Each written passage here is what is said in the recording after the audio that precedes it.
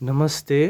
तपाईहरुको लागि फेरि पनि म्याथको एकदम बेसिक कन्सेप्ट चाहिँ तपाईहरुको सामु आज ल्याएको छु र यदि तपाईलाई अथवा तपाईको बाबु नानी हुनुहुन्छ उहाँलाई चाहिँ नि म्याथमा गाह्रो हुन्छ भने यो भिडियो उहाँलाई शेयर गरिदिनु होला, उहाँलाई देखाइदिनु होला र तपाईहरुले शेयर, सब्स्क्राइब अनि फलो गरेर चाहिँ नि सपोर्ट गरिदिनु हुने छ भन्ने आशा गरेको छु। सो अब चाहिँ हामी के सम्झौँ भने यो इक्वल्स टु छ भने यो यसलाई पुल मान्नुस्। तपाईं के मान्नुस्? पुल मान्नुस्। अनि यो मल्टिप्लाई र डिभाइड चाहिँ नि एकअर्कासँग साथी मान्नुस्।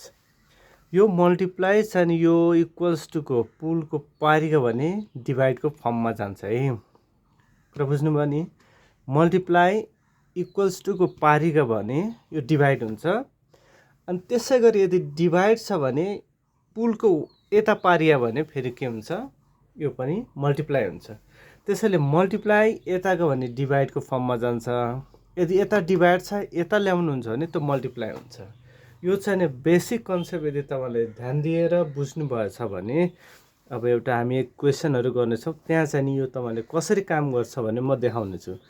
त्यसैले तपाईले सकभर यो भिडियोलाई चाहिँ नि शेयर गरिदिनु होला, सेभ गरेर राख्नु होला, तपाईलाई काम लाग्न सक्छ। Thank you.